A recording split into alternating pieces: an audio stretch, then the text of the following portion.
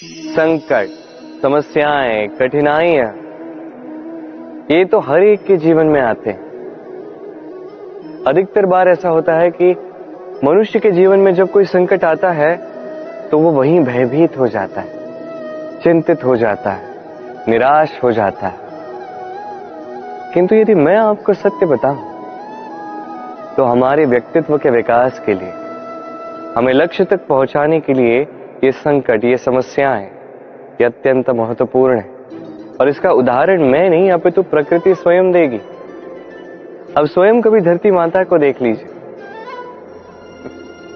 धरती माता सूर्य का ताप सहती है, क्यों? ताकि धरती पर जो जल है वो वाष्प बनकर ऊपर जाए, मेघ बने और धरती पर पुनः एक बार वर्षा करे, नया जीवन दान दे। वही बात कीजिए पतझड़ की तो वृक्ष को देखिए।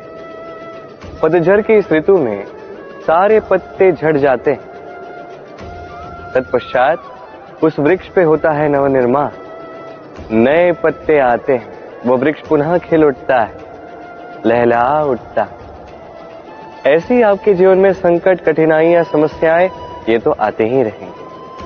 आपको इससे भयभीत नहीं होना है, पीछे नहीं हटना है, निराश नहीं होना है, अपितु डट कर साहस के साथ उसका सामना करना।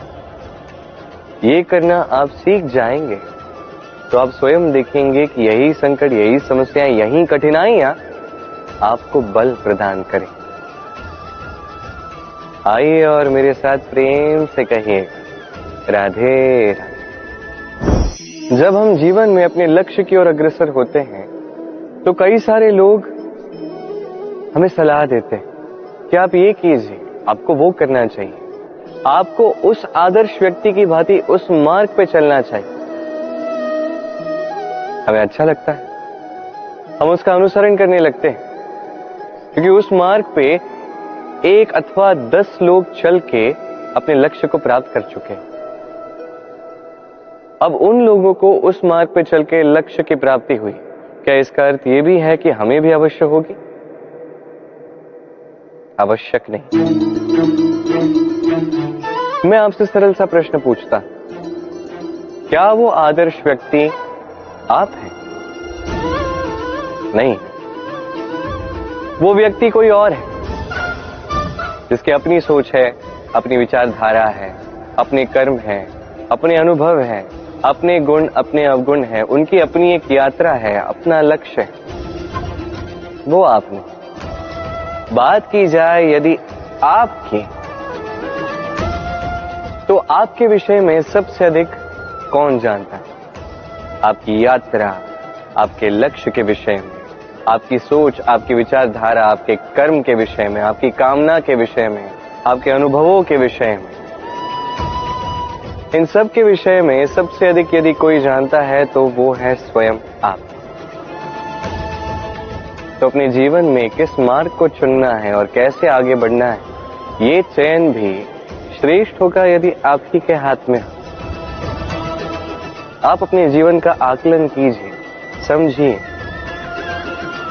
और अपने लक्ष्य को जाकर प्राप्त कर लीजिए। कुछ इस प्रकार उदाहरण इस संसार के समक्ष प्रस्तुत कीजिए कि भीड़ आपके मार्ग पर चलने के लिए आतुर हो जाए। आइए और मेरे साथ प्रेम से कहिएगा राधे राधे। कभी जब भवंडर आता है, आंधी तूफान आता है, तब देखिए ये कितना बड़ा स्वर करता है, कितना बड़ा नाद करता है, विध्वंस मचा देता है। जब बाढ़ आती है तब कितना बड़ा स्वर करती है, कितना बड़ा नाद करती है, किनारों को तोड़ के रख देती है। वहीं किसी वृक्ष को देखिए, शांति से खड़ा रहता है, मौन, और अपना कर्म करता है, छाया देता है, फल देता है, कोई बड़ा स्वर नहीं, कोई नाद नहीं। नदी की बात की जाए तो नदी जो बहती है, खेतों को सींचती है, वनस्पतियों को प्राण देती है, हमें पीने के लिए जल देती है, इतना महान कार्य करती है, कोई बड़ा स्वर नहीं, कोई बड़ा नाद नहीं। ये सीख है। इस संसार में जो भी महान कार्य करते हैं मौन होकर अपना कर्म करते जाते हैं, क्योंकि उन्हें पता है महत्व स्वर का नहीं कर्म का। और जो रुद्र का साथ देते हैं, नाद करते हैं, वो केवल विध्वंस मचाते हैं। आप मौन रहकर कर्म करते करते महान बनना चाहते हैं या रुद्र का साथ देकर केवल विध्वंस मचाना चाहते हैं? निर्णय आपका है। आइए और मेरे साथ प्रेम से कहिएगा, राधे राधे। आप जीवन में क्या बनेंगे, ये आपके परिश्रम, आपके निरंतर प्रयास और आपकी चुनी हुई दिशा पर ही निर्भर नहीं करता। ये निर्भर करता है आपकी संगति पे भी। इस संगति जो अत्यंत महत्वपूर्ण होती है, प्रकृति भी हमें यही सिखाती है एक उदाहरण द्वारा। यदि ये मैं आपको बताऊं तो किसी हवा के झोंके को देखिए। एक हवा का झोंका जब किसी पुष्प को स्पर्श कर जाता है तो वो भी सुगंधित हो जाता है। यही हवा का झोंका जब किसी नाली के ऊपर से बहता है तो वो भी सुरभिहीन हो जाता है। ये संगति ही है जो मनुष्य को कहां से कहां पहुंचा सकती है, आपको पता भी नहीं चलेगा। ये संगति का प्रभाव ही है जहां चने के साथ घुन पिस जाता है। ये संगति का प्रभाव ही है जहां एक साधारण सा पत्थर स्वर्ण के साथ मिल जाता है और वो भी रत्न बन जाता है। तो इस संगति का विशेष ध्यान रखिए। अब किससे मिलते हैं, क्या बात करते हैं, क्या सीखते हैं, उनका आपकी ऊर्जा पर क्या प्रभाव पड़ता है, सब देखिए और मेरे साथ प्रेम से कहिएगा, राधे राधे।